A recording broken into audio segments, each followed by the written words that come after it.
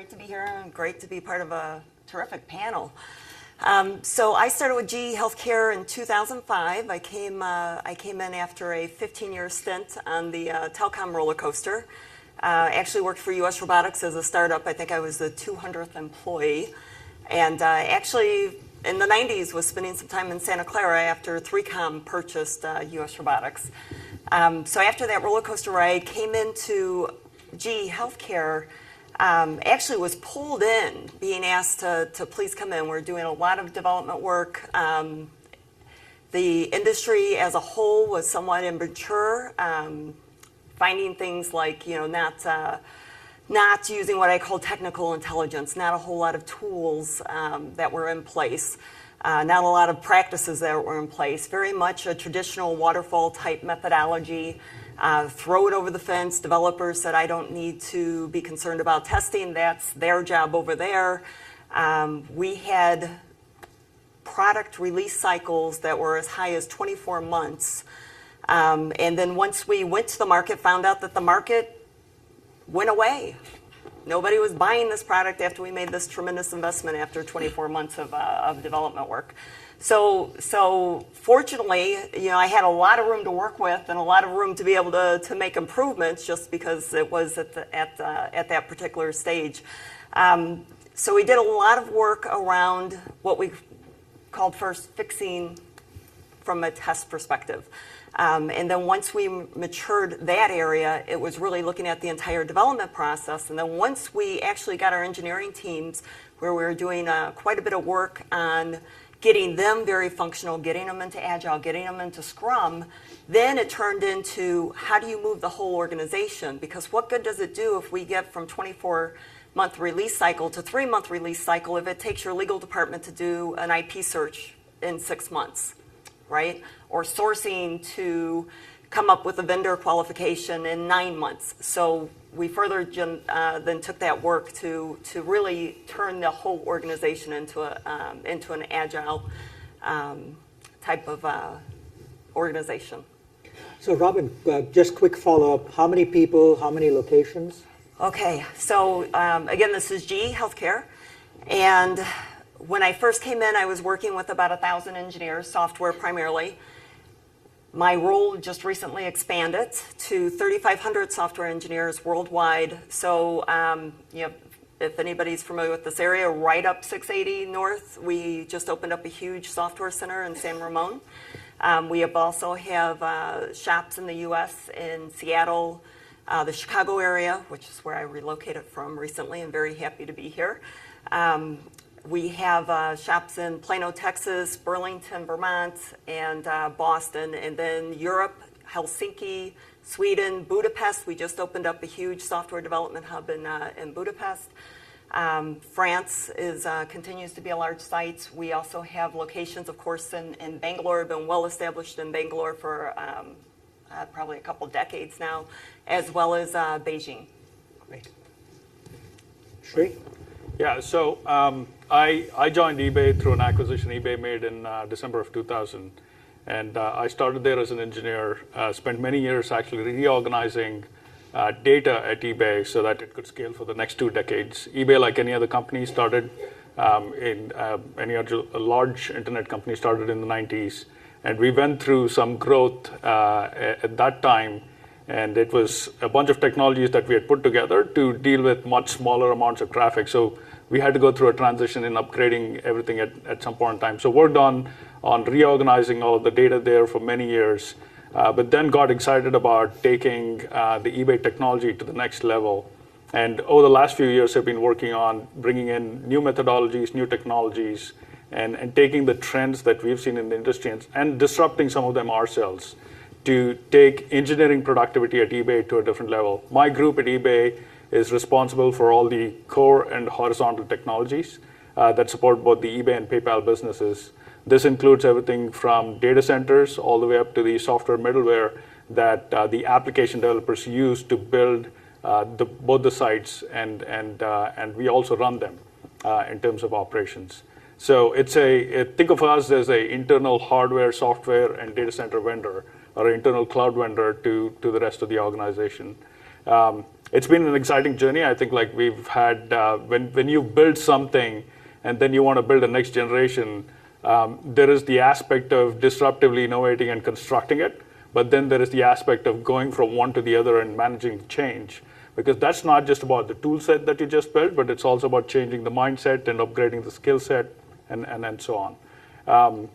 My group itself, again, through a recent change, we are about 2,000 people worldwide.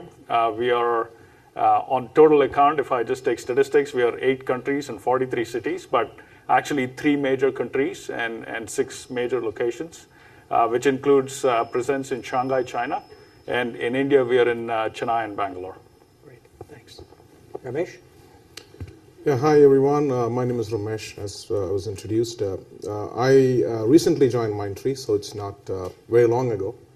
So I run their high-tech industry operations, which is spread across US, Europe, and APAC.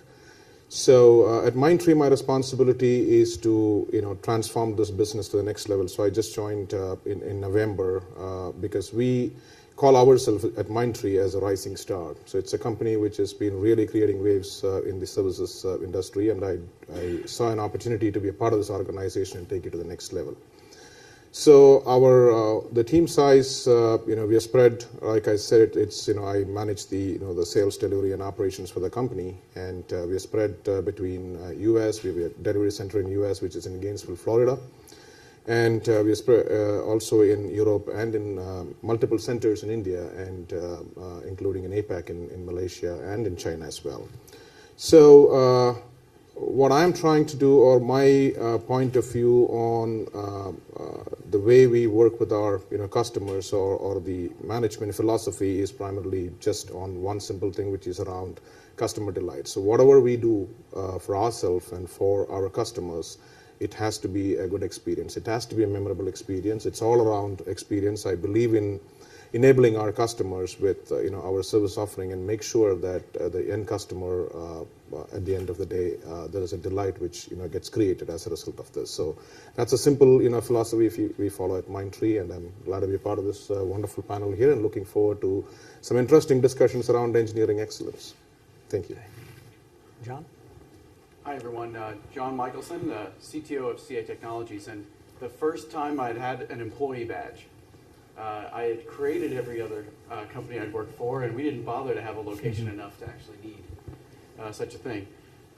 CA is going through a massive transformation. It's a great time to be at a company like ours. We are 35 years old, and have a lot of the legacy, both the success and struggles of a company that age. There's a lot of new talent and a lot of new drive and energy in the company, and we're building a lot of interesting things. Through both an acquisitive and a significant amount of organic development, we wound up with 200 plus sites. That was entirely not helping our agile Scrum teams get together on a daily basis. We now are down to 80, but we actually have 5 primary development centers, and very much like Robin's experience, we focus on those 5 development centers, India, Prague, and 3 in the US. And that allows us to do a whole lot more getting together. We still have global presence everywhere for some of the reasons we've been hearing this morning already, but we are focused in those 3 primary centers. Great. So let's start with the theme of this conference, which was better, faster, smaller, cheaper. So in terms of your engineering services and systems, how do you look at these concepts of better, faster, smaller, cheaper? Does that go through your mind every day? Is it part of the culture? Who wants to go first? So every day. Okay. Every day. This is what we're all about, and again, it's especially with being with GE. GE is huge, and one of the big gotchas that we've got to be careful of all the time is the perception that GE can't move fast because we are so large. And that is absolutely not true. I mean, it might be perceived, but from inside, from being able to see how we can change, how we can make things better, from Jeff Immelt pushing from simplification, to being able to do things along the lines of what we call fast works, where we can do minimum viable products, get it out to market quickly, test the technology, test the markets. But it is all about speed. It's all about speed. It's all about building the right thing, building it right, getting it out there, and making sure, because we also are, again, healthcare, FDA regulated, we have to make sure quality is built in from day one and pushed all the way through the process. How about eBay? I mean, I know you're a fast site and you sell cheap products. No, but in general. So for the record, actually, eBay doesn't sell anything, right? eBay is a democratic marketplace where people come and exchange goods, and the scale is true though. I think if you look at the eBay businesses last year, between eBay Inc. actually conducted about $212 billion of total commerce volume. And that's not a small number. It actually translates to about $6,200 every second. Now, there is that scale that you need to keep and run. But on top of that, you need to compete with both the mature players in the industry, but also the startups. So in terms of release velocity and such, you want your developers to be very productive. You don't want them to have any cognitive overhead in terms of taking their ideas, taking it out to site. That's all they should be focusing on, not the mechanics of how to get there. So in both creating a culture and a set of technologies, not just for locations in the US, but all across the world for engineers to be productive that way, is a huge challenge. Plus, I mean, advent of things like big data. I mean, for many years, we would only focus on the transactional data, what people bought, what people paid for, and that's about it. The moment we started considering the benefits of behavioral data and what that could mean in terms of personalization, the problem just grew like 100-fold. Now, dealing with that scale and still being economical in the market means that we have to go and figure out how we drive efficiency in not just in terms of productivity for developers, but even in our infrastructure itself. Adopting models that are more cloud-centric, one that is based on elastic scalability and so on. So it is continuously a march towards like faster, cheaper, simpler, more productive. And at the same time, I mean, in the context of this conference as well, making sure that no matter where we have that talent across the world, we have access to that talent and they're working on our problems and solving for connected commerce, which happens to be our purpose. John? Yeah, I'll jump in. It is all about speed. I think Robin's right. And Sri's also right that it's about creating the platform of technologies and process that enables that instead of getting in the way of that. With a long legacy that CA had, it was easy to see the age set in to some certain processes and the way that we would do things, and old decisions that didn't work today but were still dogmatically held by some. So there's always this renewing that you have to think of. You have to actually obsolete your own thought every few years. You've got to realize, I used to do it this way, but to get to the next level, I'm going to have to do it a different way. And that's been a significant culture change for us, but it's one that's very much taking hold. It is about cadence and release cadence. We had to get through a customer base that in some of our products don't want us to give them new releases, to then and other customer bases that want to see them monthly, weekly, on demand. So there's a significant shift there. And then the other that's very significant for us is the move to SaaS, enabling of many of our existing products and building new products on SaaS, where we're signing up for a much bigger burden. We used to just build software, put it somewhere, and then bother you guys to go figure out how to actually run it. Now we've got to figure out how to do that, and that caused us to think a whole lot more about those kinds of characteristics.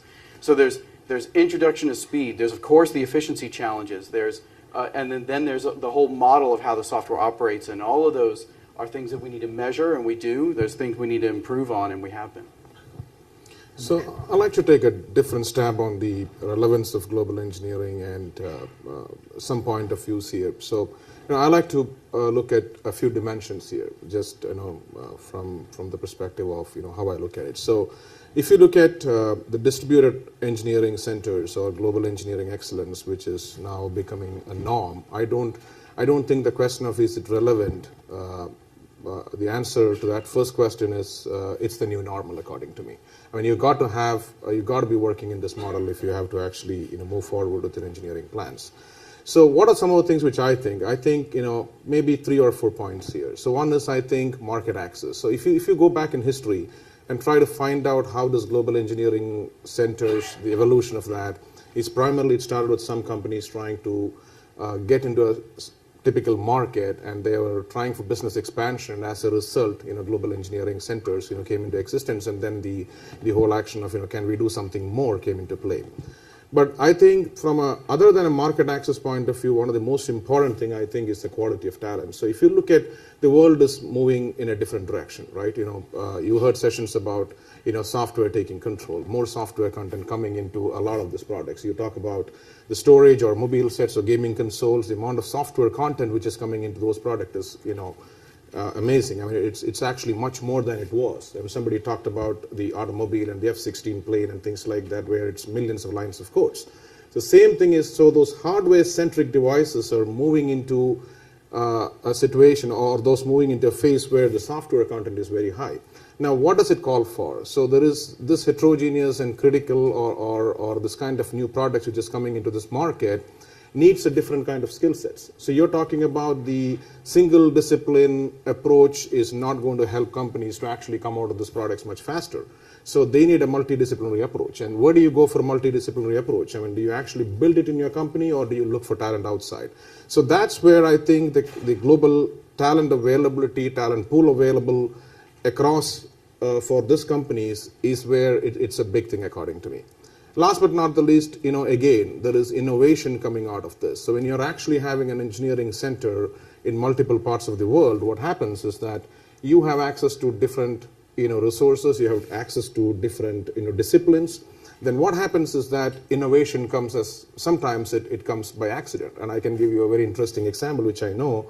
NCR, everybody knows that. I think NCR actually came out with an ATM product for the Asia market, which was basically much more compact, smaller, and with language support. And eventually, if I'm not mistaken, that product is actually back in the States. So now, where is innovation coming in from?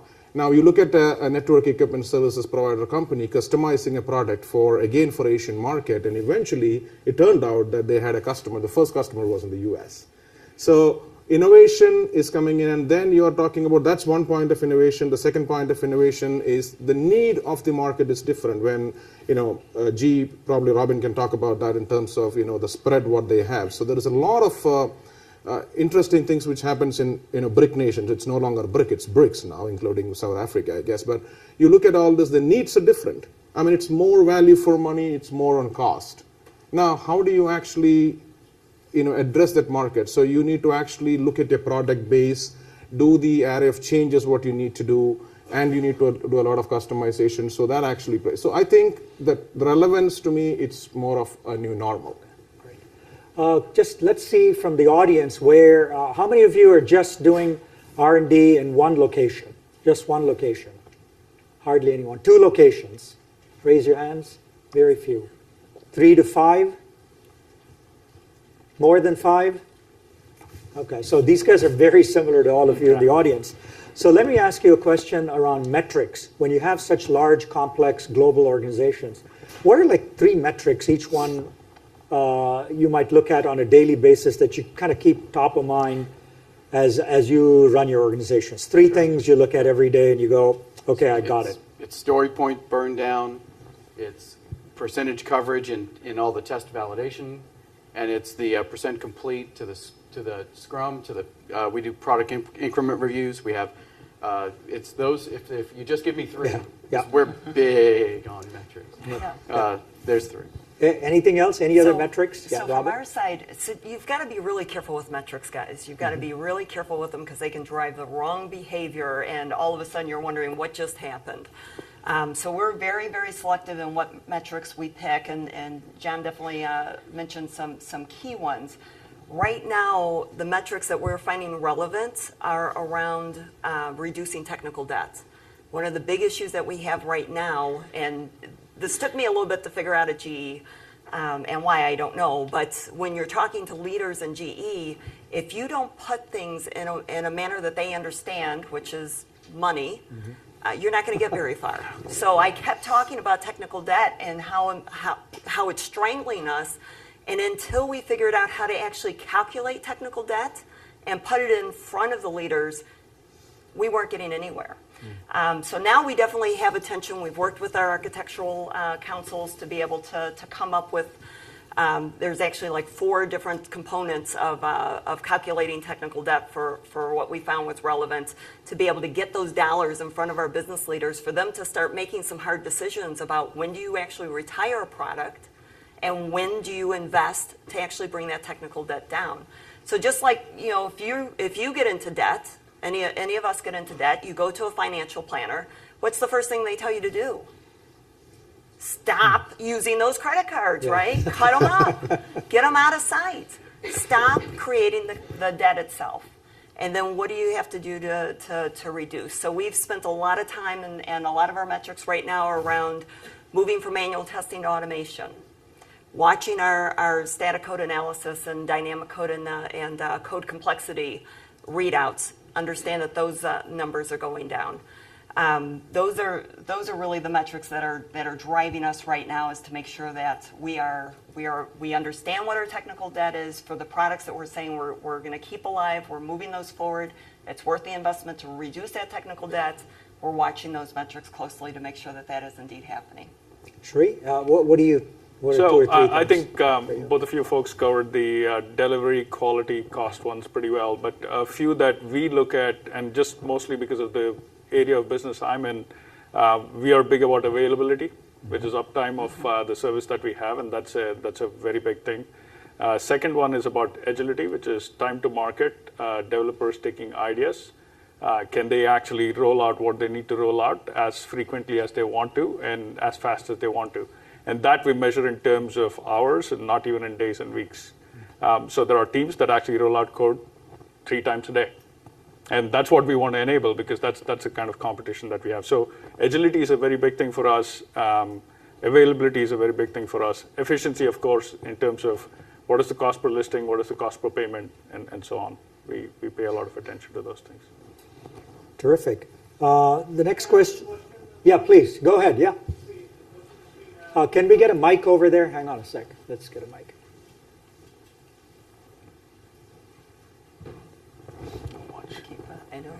Yeah, it's a question to Sri. You talked about developer productivity, as a measure, maybe in your introduction. What do you, how do you measure? What do you measure? And across different teams across global, what do you do? Yeah, so many different things. So what we did is we took the whole product lifecycle process and we broke it up into various different pieces. So if you take the day-to-day function that a developer does, they deal with source control, right? They deal with their development environment. They deal with builds. They deal with releases. They deal with provisions. They deal with monitoring and management and so on. And what we've done is, into the frameworks and the platforms that we've built, just like we talked about Internet of Things this morning and so on, we built telemetry into every single part of the platform. So we know how long it takes for a person to create a new repo or commit a change or pull the repo or do a build or do a release or do a provision. And we have time it takes for each one of those operations. We watch it on our dashboards very closely, set aggressive targets, and like I said, drive it down to the number of hours, not number of days and number of weeks. So every part of the day-to-day developer life cycle, we measure everything there. Deep telemetry. Question, let's see, there's one back there, I think. Yeah, let's do that one first and then come down here. Hi, I have a question for Robin.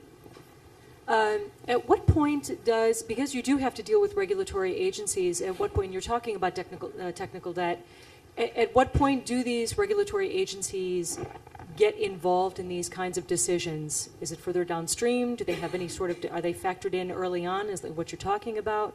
Where does that happen? So the big thing with technical debt, and then just determining if you're going to end of life a product, there are notification periods from an FDA perspective. So that definitely has to come into play.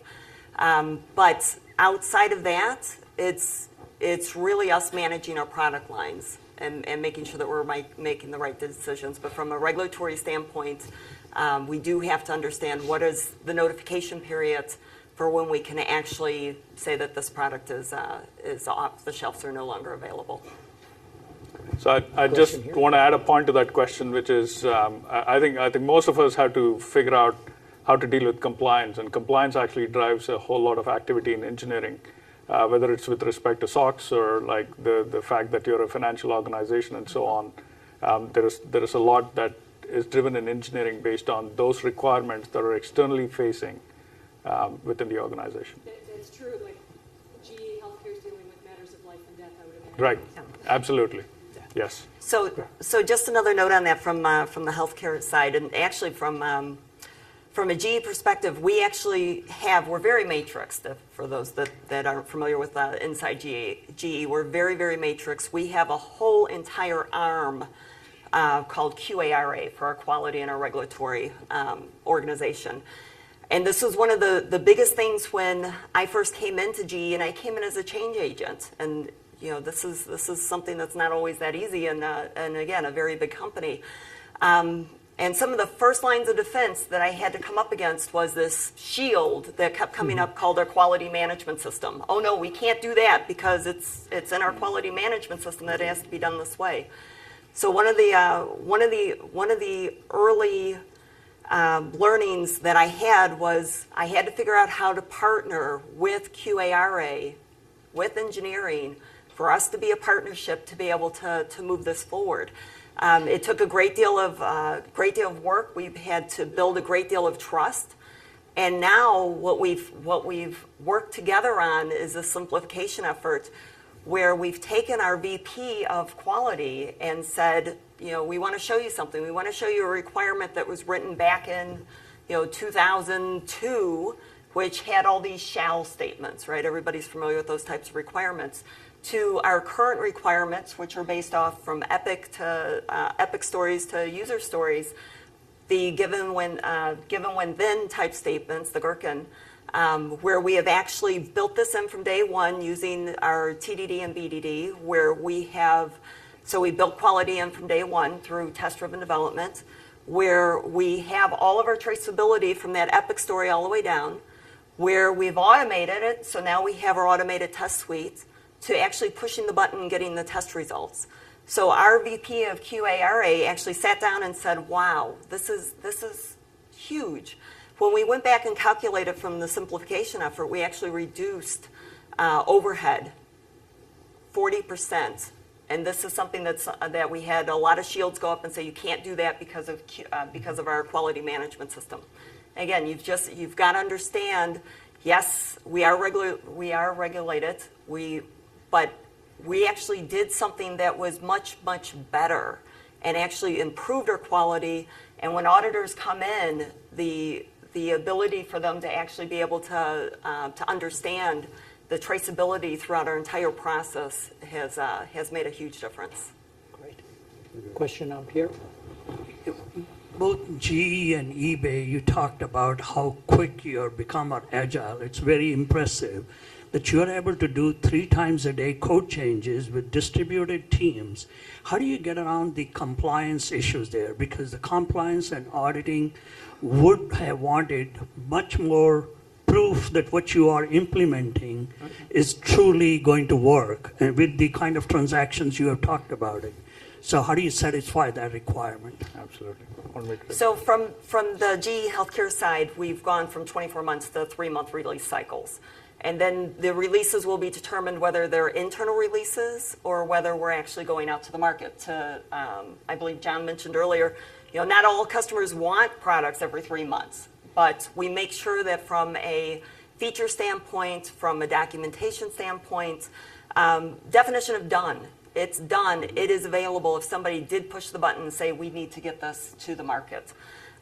So it's within those 3 months definition of done, it's all included as part of the work that has to be met for us to be able to say that release is ready to go.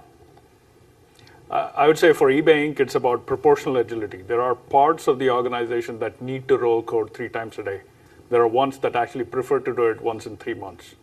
Because like if you take our merchants who deal with the seller features that we push out, they have to do some work on their side to adopt those changes. And they don't have staff to take those changes on that regular basis. So they prefer that we give them once in 3 months or so.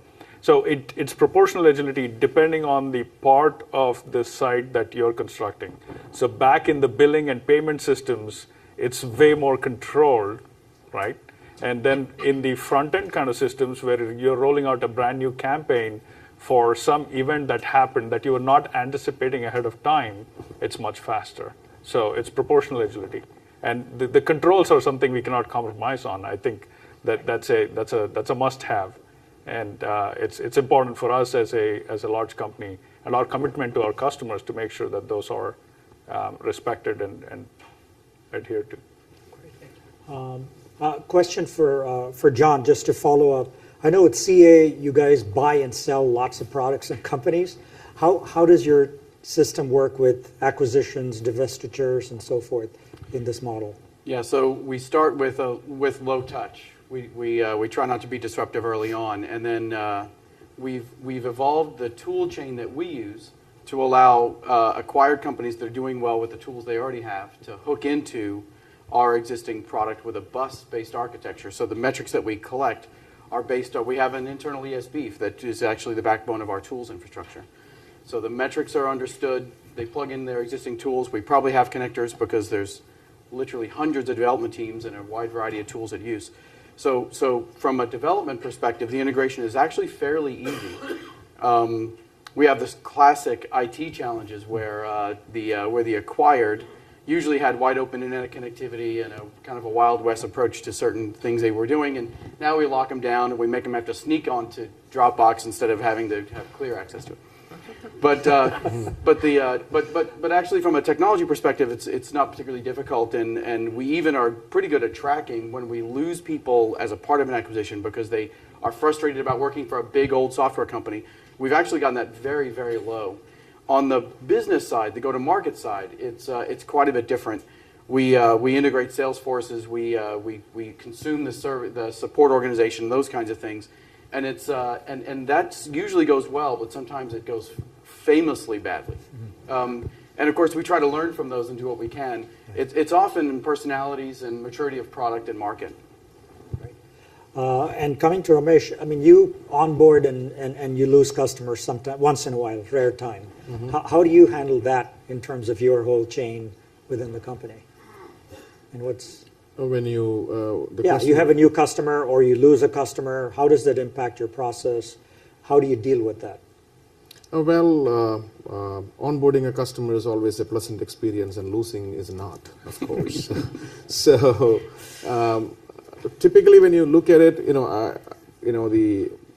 I don't know the question or what were you alluding at when you talked about onboarding? Is it experience much side like or? similar to John's thing of buying a company, selling a company, you go through the same process. How does your methodology fit that? Yeah, I mean, obviously, when you onboard a customer, there's a lot of planning which has to go in terms of, when it comes to the resource planning, what we need to do it in advance and, make sure that all the processes are in place and, we actually look at all the companies like us, thrive on methodologies, tools, and processes and frameworks. And, obviously, there is a lot of experience which we can bring to the table because of the reusable IPs or any other things what's available to bring in the agility. At the end of the day, when you're actually when a customer is working with a company like us, they are looking for results. I mean, either it's a situation where they want to improve their go-to-market, and thereby they are relying on some of the tools and processes and frameworks available with us and all the planning which goes with that. When you typically lose a customer, obviously there are a lot of challenges which we typically face like any other company in terms of, what do we do with the resources what you have, and how do you, plan to make sure that there is a redeployment which is happening and all those things which gets associated with that. Great. There's a question back there. Robin, can you hear me? Yes. I have a question for Robin. As an agile coach, I work with startups and large organizations, and two problems I notice often. One is there's not much done in terms of product management and agile, and I try to bring that together.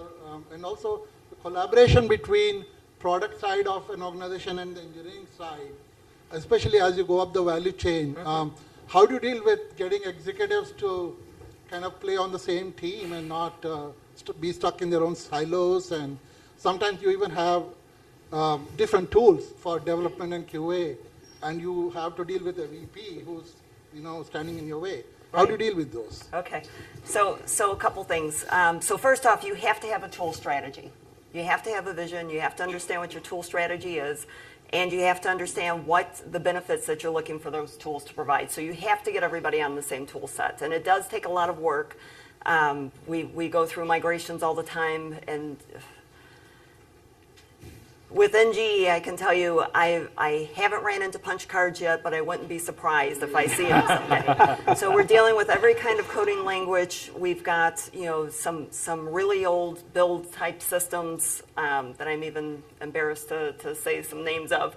But we have to work with those engineering teams to be able to move them forward, as well as the org. So what we try to do is break it down to when we start working with a new team, and typically you don't want to introduce massive amounts of change unless you're starting at the beginning of a project. When a project is already going, there's already commitments made, there's already delivery schedules that are set. You really don't want to interrupt that. Let them get through it, set when is the right time to introduce these types of practices, and then depending on if it's 3 months or 6 months before that magic window opens, you get the tool strategy in place. You get the migrations planned so that once that window opens, you can move quickly. Now, as far as product management was definitely something that we found was lagging as not only a function, but the skill set. And we actually just recently uplifted our whole program management side to make sure that they baseline, they brought in education to make sure that our product managers actually knew what that meant. And then we did a lot of work on introducing what we call Scaled Agile Framework for Healthcare. This is based off Dean Leffingwell's Scaled Agile Framework. We actually we bought the content we developed for healthcare. So I also see it as a maturity. Down at the bottom from the team standpoint, right, getting the teams organized, working with those teams, getting them set up in a regular rhythm. We go for 2-week sprints. And then moving it up to that next layer, we actually saw that as a maturity step. And then working at that program, at that middle layer, where we had to do a lot more with product and product management. We had to do a lot more around integrations. We had to do a lot more around thinking about interoperability and performance type testing. And then once we hit that layer and actually got that pretty well defined, then we went up to that epic, that portfolio, that business. And now at that point, the business leaders have been watching this.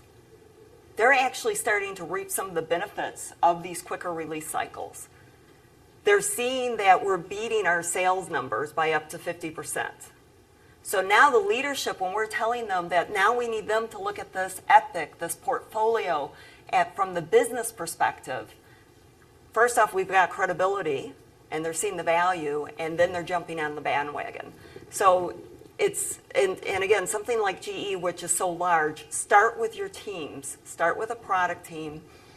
Have those Scrum teams trained, tools in place, and then you work your way up through the process from there. But you gotta make sure that you don't try to boil the ocean. I didn't go in there and say, I'm gonna turn this all over for 3,500 engineers in a year, right? I started out with one business, 1,000 engineers, and said, give me 3 years. And actually, we beat it by a year for our agile journey in that business. Great. And I might add, as I mentioned a minute ago, we don't prescribe a very certain only allowed to use these tools, and that's because the tool rolling out a certain set of tools. By the time we would be done to the 6,000 engineers that's CA, they would be out of date, and we need to go roll out another set of tools. Right. And we have assembly on mainframe programmers all the way to Node.js JavaScript guys. So the tool set just doesn't really lend itself to being one size fits all. So we had to introduce, as I mentioned, this ESB stylized backbone. And we do, by the way, have a little bit of difficulty in transferring skills. So we're trying to deal with what is it like to have a guy who's lived in Rational Team Concert for the last 3 years, jumping into a Rally Dev team, and what can we do to help either make that fast or whatever. The other thing we're trying to do to get commonality where we can is to promote the corporately supported set of tools and make sure that they are the best they can possibly be. That enables adoption by desire as opposed to by mandate, because these product teams are signing up for very aggressive dates and we're expecting a lot from them. We try to introduce as little obligation or compliance to for the sake of consistency. So we're trying to play both sides, and it would be great to just say, you got to use all this stuff, but it ends up not appropriate for certain teams. So we're trying to be balanced, at least, in that approach. So just one more note on that from the GE healthcare side. Again, we're FDA regulated, so our tools actually have to be validated.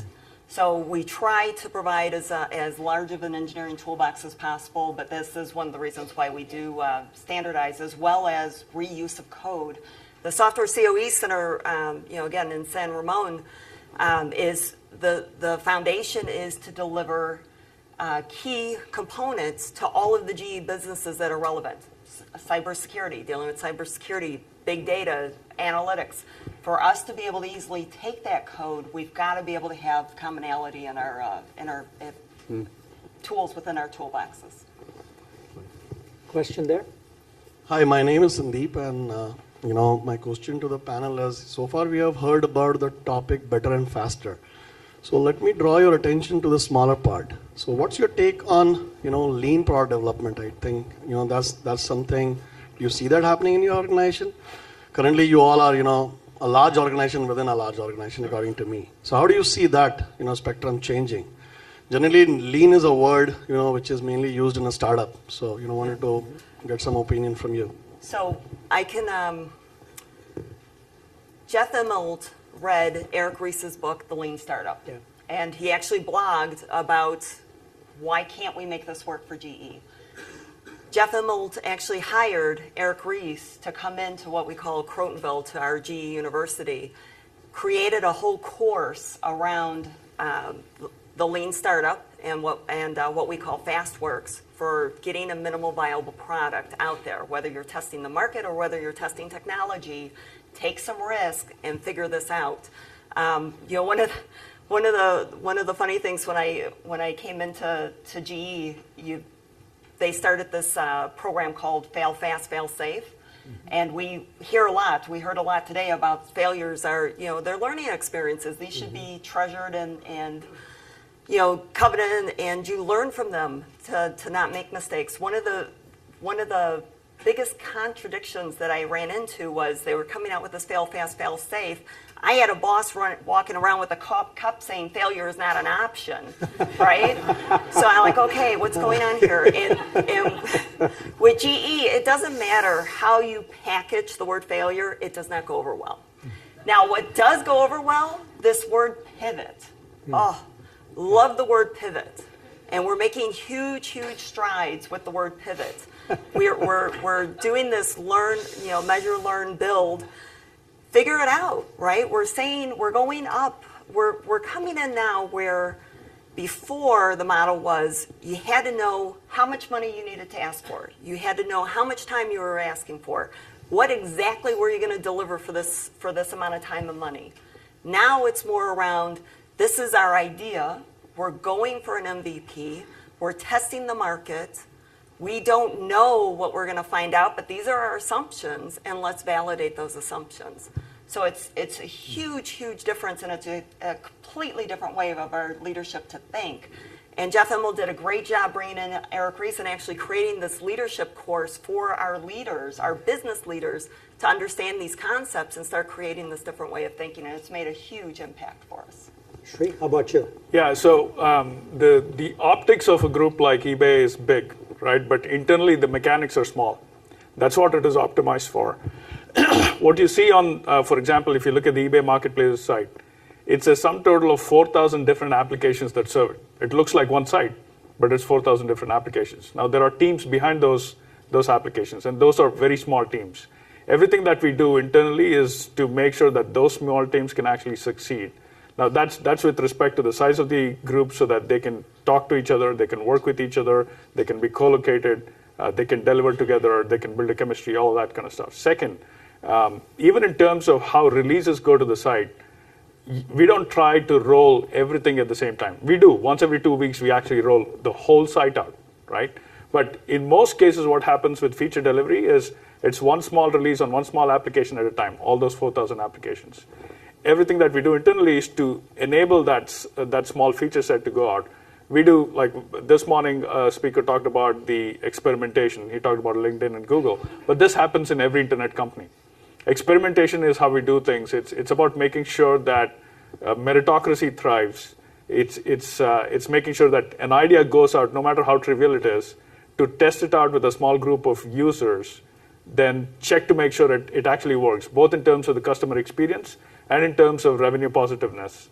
And then you roll it out to the site. So internally, the way you operate something that large is to divide and conquer. You break it up into small things. You let those small groups, small features, and small setups actually thrive. And that's what you build technology for. I think we're running out of time. I want to ask the panelists one final question. This morning, I think the CEO of Symphony mentioned how his day was 5 to 10 a.m. kind of stuff. So just a question on communications, what your pattern is for communications, and one funny or interesting story that happens in communicating with this global group that you guys have. Who wants to go first? It doesn't have to be in this order. Whoever has the best joke can go first. Best joke? Yeah. Communication is actually easy when you just when you don't try to control it. When you just open up and realize that it's a 24-hour clock, right? It spins around twice sometimes before I ever see a bed, and that just is the way things go. You've got to make yourself. I do office hours. I make myself available at different time zones.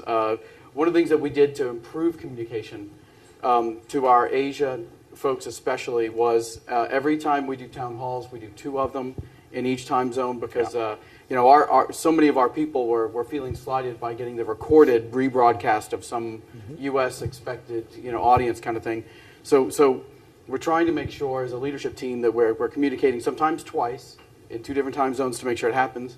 And then, as I mentioned when we were prepping for this panel, I do a lot of short trips, even if they're to Asia or to South Africa or wherever, in order to make sure that we do this. I'll think about the joke in communication. Ramesh? I think it's an art to actually kind of get everybody together because in the world you live in, you have to actually adopt to multiple time zones. And I think everybody has different things on communication, but I can tell you something which happens to me all the time, and most of the time it's because of the travel which is unexpected, which happens to you, and most of the long calls which I have to take, typically if since I live in Dallas, I'm always putting it in Central Time, and most of the calls starts at around 6:30, 7 in the morning, and most of the time it happens to me that when I've scheduled a call like that, I'll be called into California.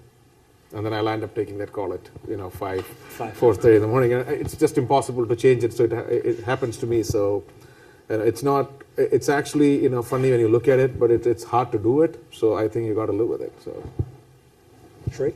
I don't think I have a joke either, but when it comes to communications, it is actually a serious subject. And I think what we've seen through our experience is all of us start off with task outsourcing to locations.